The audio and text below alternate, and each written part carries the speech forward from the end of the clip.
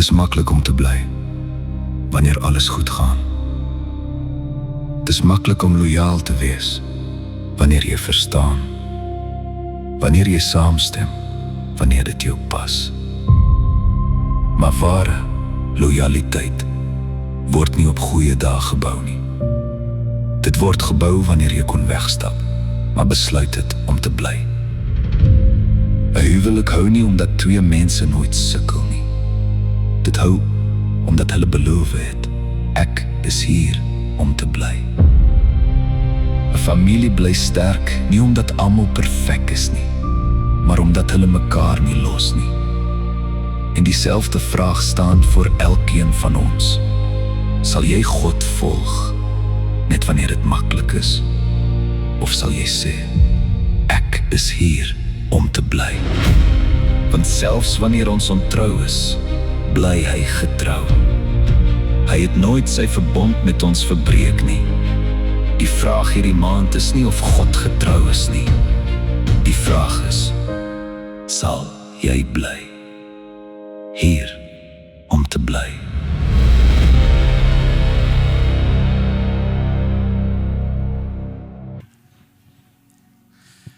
Daar is seisoene in my lewe wat ek vir mense bid en ek onmiddellik oorwinning sien. En dis lekker seisoene. Daar is seisoene wat ek vir die Here goed vra en onmiddellik verander dit. En omstandighede verander en huwelike herstel. Daar's ook oomblikke wat ek vir maande en selfs ons vir jare bid vir omstandighede om te verander. Maar meer as enigiets anders te glo ek in die naam van Jesus. As ek kyk na Springs, sien ek nog nie waarvoor ek bid nie. Ek bid vir herlewing in Springs. Ek noem dit vir julle, want ek wil hê eendag moet daar getuies wees van dit waarvoor ek bid. Ek bid dat mense buite wag vir dienste, want hulle is so honger vir Jesus. Ek bid dat ons die doopbad nooit moet leegmaak nie, want die water is altyd vol, want elke sonnevol mense gedoop word. Wat is jou verwagting vir die Here? Het jy nog 'n verwagting vir die bonatuurlike, vir dit wat God kan doen, of het jou geloof gekwyn? Vertrou jy die Here vir eendag? Maar waar kerk gaan begin is wanneer ons sê, Here, ons vertrou U soveel. Ons wil alles uit die pad uithaal. Here, ek wil enigiets uit my lewe uitskuif, want ek het 'n afwagting vir dit wat U in my lewe wil doen. Here, ek wil sien hoe dooies opstaan. Here, ek wil sien hoe verlamdes loop, hoe blindes sien, amper sê ek hoe dowes sien en blindes hoor. Hulle kan, as jy nie geweet het nie. Ek het 'n verwagting daarvoor. AGS lofwoord. Ons is God se kerk vir mekaar en vir Springs. Jy is hier geplaas met 'n roeping. So kyk gou vir die persoon langs jou en sê, jy is hier vir 'n roeping. En dan dink van julle, ek is hier want my maat my forceer. Nee, is nie waar nie. Die Here het 'n plan vir jou. Dis kom jy vanmôre hier sit en hy wil vanmôre met jou praat. En as jy vanmôre in hierdie kerk is en jou hart is oop, kan God met jou praat. Maar jy kan vanmôre in hierdie gebou sit en jy so hart van hart dat jy niks hoor wat die Here vir jou wil sê nie. Van die Heilige Gees wil met elkeen in hierdie gebou praat en dis my gebed. En hierdie maand is ons tema hier om te bly. En vanmôre wil ek vir twee mooi mense, Oom Sarel en Tannie Hilda, vra om gou voor by my te kom staan. Waar is hulle? Oom Sarel en Tannie Hilda. Gee gou vir hulle 'n lekker handeklap.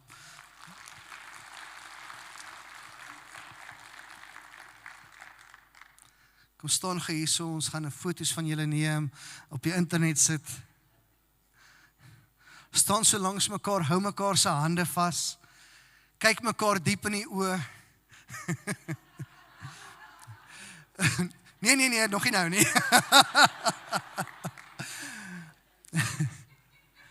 Onthou jy die dag toe jy voor die kansel staan? Onthou jy dit? En jy en jou vrou mekaar se nog nie vrou nie, mekaar se hande vasgehou het. En er staan 'n pastoor daar en julle beloof voor God die belangrikste en voor die getuies het julle sekere beloftes gemaak. En jy het beloftes gemaak en gesê, vandag neem ek jou as my wettige man of vrou in goeie tye sowel as moeilike tye, in gesondheid sowel as siekte, Maar om alle omstandighede sal ek jou beskerm, troos, bemin, en solank ons leef, geen losmaking te soek nie. Kan jy dit onthou? So wat jy gesê het, en hulle het gesê so 'n paar jaar terug, hoeveel jaar terug? 53 jaar terug, dis 'n handeklap werd daai. Was daar soms moeilike tye? Ek hoor vanmôre by Tannie Hilde, jammer om Sarel, sy sê daar was daar wat sy soms die kussing so van Sarel wou regkry.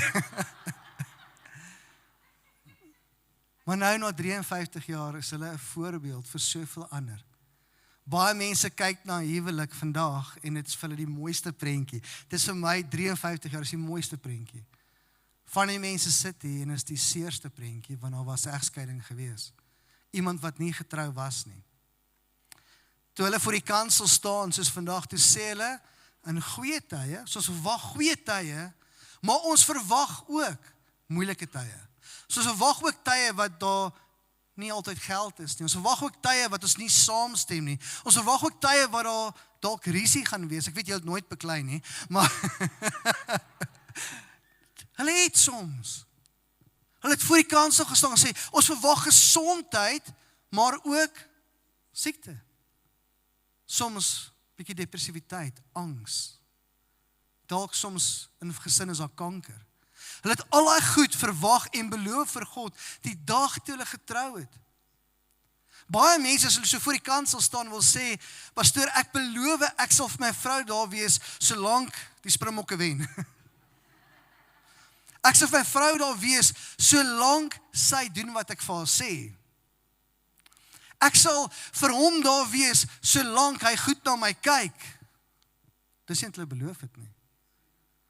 Ook baie mense se verhouding met God lyk so. Here, al was 'n dag gewees toe ons voor U gestaan het en gesê het, Here, ek gee my lewe vir U. En daar's 'n oomblik in jou lewe nodig wat jy jou lewe vir die Here gee. Of jy nou in die kerk groot geword het of jy ouers Christene was, daar's 'n oomblik wat jy jou lewe vir God gee. Amen. Wat jy 'n commitment maak en sê, till death do us part. En dis nie, ek sal die Here dien solank hy vir my net alles voorsien nie. Solank my finansies goed lyk nie. Solank ek gesond is nie. Dis 'n commitment wat sê, Here, ek is hier om te bly. Here, ek gaan U dien met alles in my, totdat U my kom haal, tot ek oor daai wenstreep gaan. Amen. Soveel mense wil sê, Here, ek sal U dien op my manier. Maar as jy die Here dien op jou manier, jok jy vir jouself. Want jy dien jouself en sê jy's 'n Christen. Want ons dien God op sy manier, want hy is God. As jy die Here dien op jou manier, is jy die een wat eerste is. Ons dien die Here. En God soek 'n verhouding wat sê alles of niks. Dis wat 'n huwelik is. Dis alles of niks. Dis nie bietjie huwelik en dan 'n bietjie Tannie Sunny nie. Of Sarah is nie so nie.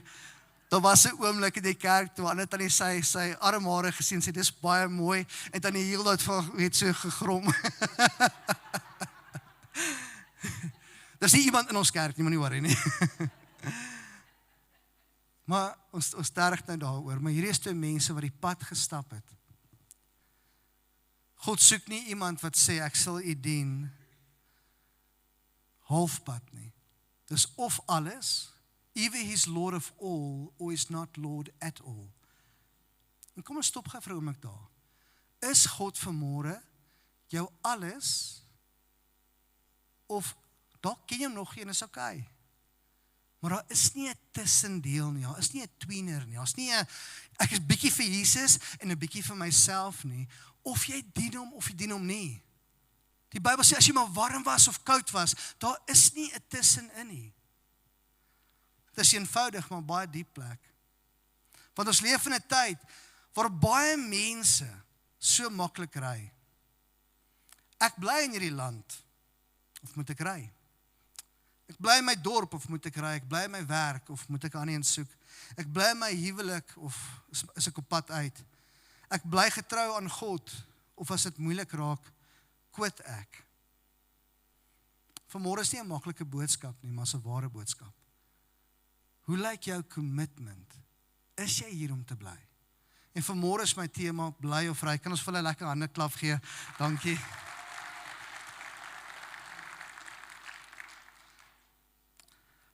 Daar's mense wat ernstig kyk na ons land en dink die enigste uitweg is die refugee status of immigrasie. En is 'n waarheid, jy kyk na jou huwelik en jy dink, ek weet nie of ek meer kans sien nie. En soms is daar tye wanneer God jou stuur en soms is daar tye wat God jou skuif. Daar is tye wanneer weggaan gehoorsaamheid is. Maar daar's ook tye wanneer weggaan ongehoorsaamheid is om uit God se wil uit te beweeg. En as jy uit God se wil uit beweeg, kan hy jou nie beskerm nie en sy seën rus nie op besluite wat hy nie vir jou sê om te maak nie. So vanmôre gaan ons praat oor bly of ry, maar voor ons daar kom ons bid saam. Sluit gou jou oë saam met my. Vader, dit is maklik vir ons soms om 'n commitment te maak en sê, Jesus, ek gee alles. Of voor 'n kansel te staan en sê, ek beloof alles. Of vir ons kinders te sê, ek sal jou lief hê, maak nie saak wat nie. Maar Vader, loyaliteit word getoets. Ons verhoudings word getoets, Here, en werklike liefde is om deur te druk, maak nie saak wat nie, Here. Want ons weet en vertrou. En vanmôre, Here, kom praat U met ons, deel U hart met ons, dat ons kan hoor wat U vir ons wil sê. Ek bid dit in Jesus naam. Amen. Handelinge 27 begin met 'n reis wat Paulus het. Hy is op pad Rome toe, maar is nie 'n vrywillige reis nie. Hy's nie op pad op die beste boot op die MSC Opera nie. Hy's nie op pad, dis nie 'n luxury cruise nie. Hy is 'n gevangene wat op pad Rome toe is van die in Jerusalem wou die Jode hom doodmaak. Hy beroep op die keiser. Nou is hy op pad Rome toe om voor die keiser te gaan verskyn. Hy's 'n gevangene tussen klomp ander gevangenes. En dan lees ons in Handelinge 27, hulle kom by 'n hawe aan met die naam Mooi Hawe, Fair Haven. Dit klink so 'n plek om te bly, nê? Wie wil bly by 'n mooi hawe? Ons almal, die see is daar, alles lyk so mooi. Elke oggend staan jy op en is net mooi. Maar wat gebeur? Die tyd om ook te vaar was gevaarlik. En Paulus ervaar in sy gees hierdie onrus, dat dinge op hierdie reis gaan verkeerd gaan. En hy gaan na die offisier toe. Die offisier het al gesien, Paulus te verhouding met die Here, en hy kan goed by die Here hoor, en hy sê vir die offisier, luister, die Here sê vir my, hier's 'n probleem. En dan soms in jou hart 'n trek, 'n nudging of a Holy Spirit, wat vir jou wil lei op 'n sekere area. En die offisier gaan praat met die eienaar van die boot, en hy sê, nee man, ons gaan gaan. En die offisier besluit, ek gaan vaar, maak nie saak wat nie, ek hoor is moontlik probleme, maar ons gaan okay wees. En daar's soveel mense wat keuses maak in hulle lewe as gevolg van hardkoppigheid en eie besluite, en later gaan ander mense seer kry. Hardkoppigheid is een van daai gevaarlikste goed. En vir wie luister jy? En hier is 'n baie belangrike beginsel in die Bybel. Soms maak ander mense besluite wat jou beïnvloed en jy het geen aandeel aan daai keuse gehad nie. Maar jy moet met die gevolge saamleef. Dis waar? En dan is die vraag, ons as kinders van God, en hoe leef jy met die gevolge van ander mense se besluite en keuses? Want soms maak jou vrou 'n keuse, dit gaan jou beïnvloed, of jou man, of jou baas, of landsleiers. Ons het gisteraand in Brakpan in die donker gesit. En baie mense moet die gevolge dra van ander se keuses. Verkeerde keuses beïnvloed so baie. En ek wil hierdie sê, keuses wat korttermyn verligting bring soms langtermyn skade. Keuses wat soms korttermyn verligting bring soms langtermyn skade. Dit is maklik om daai quick outlet te kry. Kom ek drink iets en flik sommer beter. Maar wat gaan die langtermyn effek wees op jou? Nou kom ons by die vraag, bly of ry. Nou Chip Ingram praat oor 5 leuns wat verhoudings verniel. En ek beloof jou, niemand het my gepraat oor jou lewe nie. Leuen 1. As ek kry wat ek wil hê, sal alles beter wees. Jakobus 4 vers 1. Waar kom die stryd vandaan? Waar kom die rusie onder julle vandaan? Kom dit nie van julle eie selfsugtige begeertes wat gedurig binne in julle woed nie? Nee man, Jaco, hier is nie 'n lekker vers nie. Dis nie my vers nie. Dis wat die Here sê. Waar kom hierdie bekleierery soms in verhoudings, in gemeentes vandaan? Kom dit nie van ons eie selfsugtige begeertes nie? Ons wil iets hê, ons kry dit nie, dan beklei ons daaroor. My behoeftes eerste, my gemak eerste. Ek is mos reg, my vrou moet mos eintlik vir my luister. Die Bybel sê mos, die man is die hoof van die huis, vrou luister. Dis nie die Bybel nie.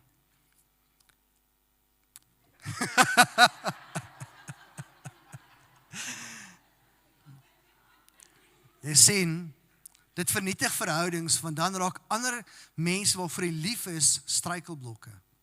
Die mense waarvoor jy lief is, raak struikelblokke. Die vrou waarvoor jy lief is nie meer, dan dink jy, sy is nie meer goed vir my nie. Sy is die een wat my geluk keer. My kinders is nie meer geskenk van die Here af nie. Hulle is 'n las. My gemeente is nie meer my familie nie. Hulle vervul nie meer my behoeftes nie, want dit gaan oor ons. My land is nie meer die plek van my roeping nie. Dis 'n plek wat my gemak steel. Word jou besluit deur jou roeping gelei wat God sê, of deur gemak gelei? Want soveel mense word deur gemak gelei en nie deur God nie. Die waarheid is, ons almal het 'n dors binne ons, wat geen mens, geen vrou, geen kind, geen werk of geld kan vervul nie. Daai behoefte kan net deur God vervul word. Werklike vreugde en vrede kom van die Here af. En jy kan nie van 'n mens verwag om vir jou te gee wat net God vir jou kan gee nie. Jakobus 4 is so duidelik hieroor. Wat doen jy wanneer daai eie ek so sterk word? Die eerste ding is, onderwerp jouself aan God, staan die duiwel teen, hy sal van jou wegvlug. Gee daai begeertes, daai goed wat jy so graag wil hê, Here, ek sit dit onder u hand, Here, my begeertes is tweede, Here, kom wys vir my eerstens wat u wil. Staan die duiwel teen, daai hier daai kwaad word, daai goed wat hier binne jou soms wil woed, wat van die vyand af kom, staan dit teen, en die vyand sal jou wegvlug. Leer nommer 2, as ander mense net regkom, sal my lewe uitwerk. Ek hoor in die week 'n man wat sê, hy verstaan nie hoekom hy moet gaan vir anger management klasse nie. Die ander mense moet eintlik gaan vir domkeuse klasse, dan sal hy nie kwaad word nie. Het jy al ooit so gevoel? Hierdie leen klink so waar, maar yster slyp yster. En die waarheid is, God wil die mense rondom jou gebruik om jou te vorm in die beeld van Jesus. Hoe het Jesus konflik hanteer? Hoe het hy kwaad geword? Ander mense se verkeerde keuses mag dalk jou lewe beïnvloed, maar dit mag nie jou gehoorsaamheid beïnvloed nie. Jou gehoorsaamheid aan die woord. So ja, weet jy, ons hou af om te sê, jy maak my kwaad. Het jy dit al gedoen? Jy maak my kwaad, is jou skuld. Kyk jy deur die taksies ry, dis hoekom ek soos 'n vark op die pad as my meer verloor. Nee, jy kies om jou meer te verloor. Dis die waarheid. En ons kan daarin ook groei. Ons as Christene moet vir 'n oomblik stop. Ons mag onderskei tussen reg en verkeerd. Maar ons mag nie oordeel nie. Wat is die verskil? Onderskeid beteken, ek onderskei wat reg en verkeerd is. Oordeel beteken, ek vat die posisie van God in, en ek wil oordeel vel oor ander mense se motiewe, se keuses. Ek sal hulle oordeel. En soveel mense gaan staan in daai plek, ek is nou God wat kan oordeel, in steede van om vir ander mense te bid. Dan begin ons sleg te praat van mense. Mense waarvoor jy veronderstel is om lief te wees. En as jy nie dit kan sê wat jy wil sê voor daai persoon in die teenwoordigheid van God nie, dan sê teen moet jy dit nie sê nie. Soveel Christene is nie veilig by mekaar nie, want hulle praat sleg van mekaar agterrug. Dit moenie gebeur in 'n kerk nie. My droom is dat ons kerk so veilig is, want ons sê nie slegte goed van mekaar nie. Ek kan jou dit waarborg, enige iemand is in ons huis veilig. Want ons praat nie sleg van mense nie. Skinder is nie van God af nie. Leen 3. Beter geleenthede is direk God se wil. Het ek God in my besluit ingenooi, of het ek net my vrese, my begroting en my frustrasies laat praat? Ek het al goeie geleenthede gekry wat so reg lyk. Ek vertel vir mense van een beter salaris, kar, huis, alles. Maar hier binne is daar nie vrede nie. Beter geleenthede is nie altyd van God af nie. Leen 4, beter dinge maak alles beter. Ons ken die beginsel, geld is 'n goeie slaaf, maar 'n slegte baas. Die Bybel sê nie geld is boos nie, en dat God nie wil voorsien nie, maar geld mag nooit jou God word nie. Die leier van jou besluite wees nie. God is, maak nie saak wat nie. Of wat van Leen 5? As ek net van omgewing verander, sal alles beter wees. En weer eens, ek beloof niemand my gepraat nie. Maar ons dink so verkeerd dit. As ek net uit Brakpan of Springs uitkom. As ek net uit my huis uitkom. My ouers is nie die slimste nie, dink baie tieners. Wat het eers al so gedink, moenie jou hand opsteek nie. My mense verstaan my nie, as ek nie uitkom, die probleem is, as die probleem in jou is, gaan die probleem saam met jou. En soveel mense dink, as ek net my omgewing verander, sal alles beter wees, en is 'n leuen. Paulus is op pad Rome toe in die boot. En nou raak dinge nog erger. Die storms raak groter, en hulle weet nie waar hulle is op die see nie. Vir dae lank het hulle nie sterre gesien of son of maan nie, want die storms is so erg. Hulle het vir 14 dae nie geëet nie, en hulle voel of alle hoop weg is. En dan lees ons in Handelinge 27:31.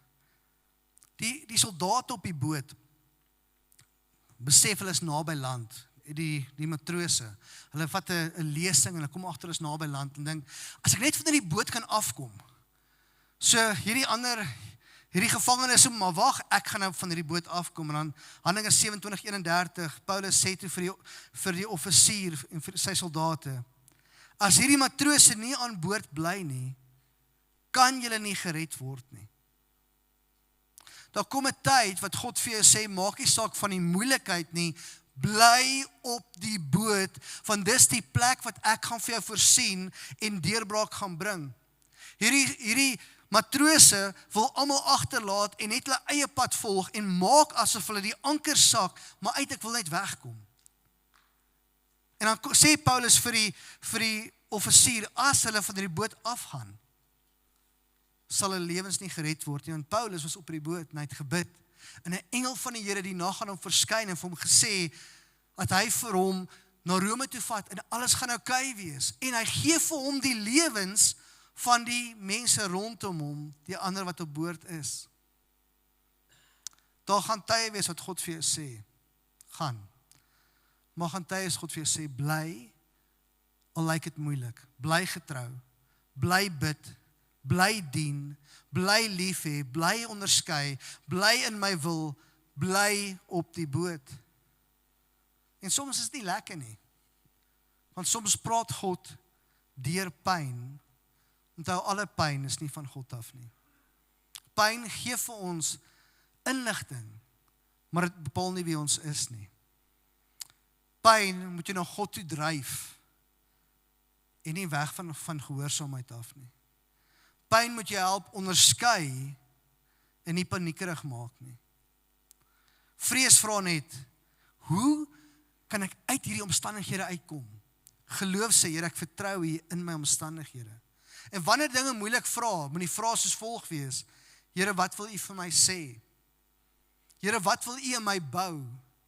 Here, wat wil U in my verander? Here, wat moet ek oorgee? Om in die boot te bly beteken nie is passief en sit rond en klaar nie. Dit beteken is aktief besig om die Here te vertrou. Paulus is in die boot, hy het vir 14 dae nie kos nie, maar hy vertrou die Here vir dit wat gaan kom. Hy weet sy hand, of sy lewe is in die hand van een wat hom vashou. En soveel mense, as dinge moeilik raak, raak hulle passief.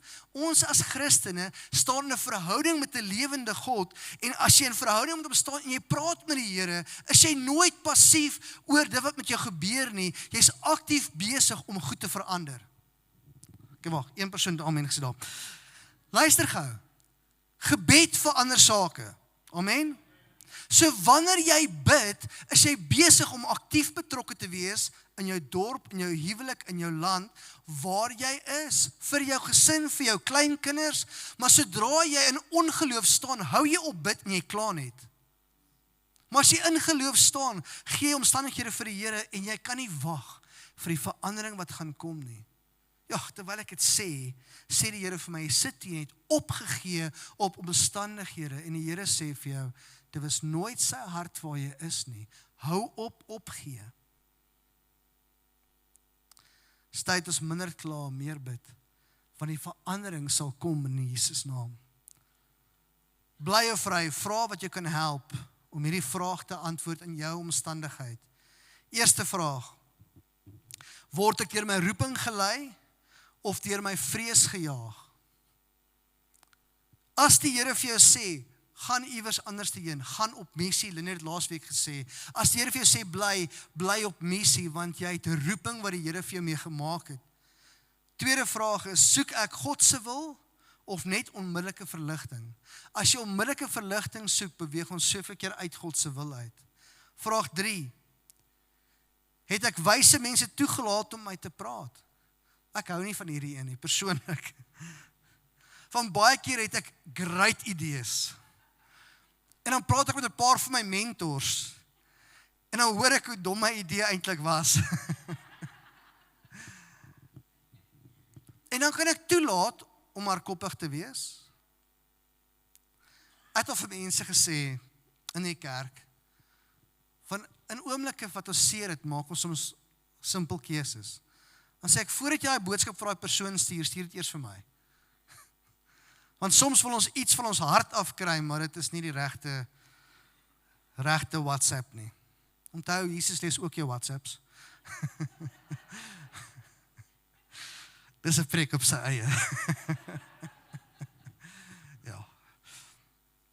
Vraag 4. Wat kos hierdie besluit my geestelik? Beïnvloed my verhouding met God, gaan ek nader aan God beweeg of beweeg ek weg van God af? Vraag 5.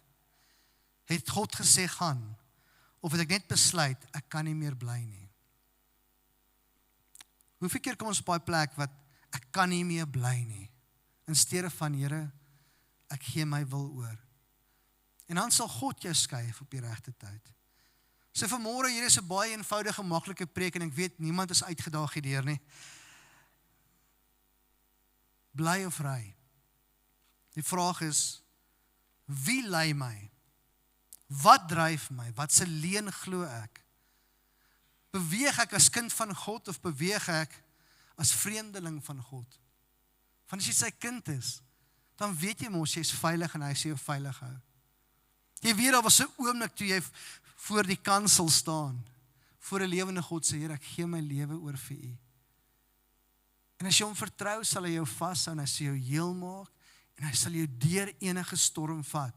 Paulus is deur die storm, hy's in Rome, hy was veilig. Want God hom deurgevat. Ja, hulle was op 'n oomblik in skipbreek en toe op die eiland uitkom, toe die mense hulle goed hanteer en hy het weer wonderwerke gesien en goed wat gebeur. Jy sien, as jy God toelaat, sal hy weer herstel bring en jy sal wonderwerke sien. Maar dit kos commitment om te sê, wanneer dinge moeilik gaan, Here, ek gaan deurdruk. So hoe lyk daai commitment van jou met die Here? Is jy nog in 'n committed verhouding met die Here, till death do us part? Of is jy, ek sal sien, Here, of ek U gaan bly dien? Want dan dien jy nie die Here nie. Dis 'n een keer keuse dat jy eers vir die Here jou lewe gee, en dan is dit 'n elke dag keuse om te sê, my wil tweede, God se wil eerste. Ek sluit af. Vandag gaan ek weer vir jou 'n kans gee for your renewal of vows. Amen. Nie met jou huweliksmaat nie, want 'n paar van jou het geskrik. Nee, niemand in hierdie kerk het geskrik nie. 'n kans vir jou gee om te sê, Here, ek wil U voluit dien. My commitment is U bo enige besluit. Gaan daai kans vir mense gee, of dalk vir mense kans gee die eerste keer, 'n keuse vir Jesus wil maak. Maar dan gaan ek ook kans gee vir mense vanmôre wat wil sê, Here, ek het begin weghardloop van wat U vir my beplan. Ek het begin sleg praat van ander mense. Ek het begin dink, is almal se skuld dat ek is waar ek is. En ek was nie meer bereid om te verander nie. En ook sou mense vanmôre moet sê, Here, ek gaan nie vir ander mense die skuld gee nie. Kom verander my. Van daarin lê jou vreugde, wanneer jy oorgee in die een wat jy wil vashou. So vir 'n oomblik sluit jy jou oë.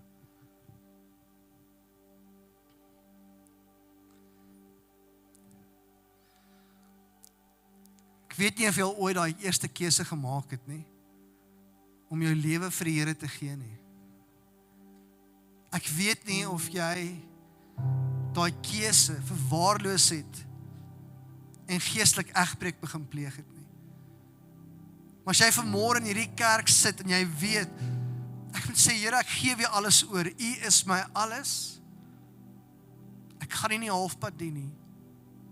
Ek is jammer dat ek dit begin doen het. Of Jesus, ek wil U innooi om my verlosser te word. As dit jy is, waar jy is, staan op, ek wil graag saam met jou bid. Het gaan nie oor hoeveel mense opstaan nie, maar het gaan oor jou, as jy weet vandag. You need to renew your vow with God en sê, Here, hier is my lewe. Staan op waar jy is, ek wil graag saam met jou bid.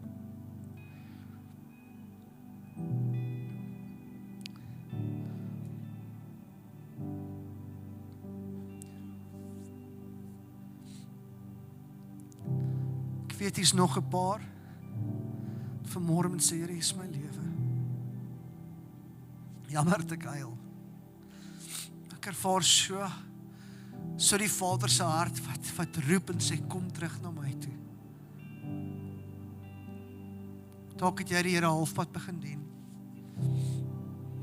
Jy het almal begin blameer oor jou foute en jou omstandighede. En vanmôre wil die Here jou heel maak, as dit jy is wat vanmôre ook moet opstaan en sê, Here, ek het ander begin blameer vir my seer. Maar vanmôre wil ek vra dat U my heel maak. Wil ek vir jou ook vra om op te staan. Ek wil saam met jou ook bid. En jy weet wie jy is.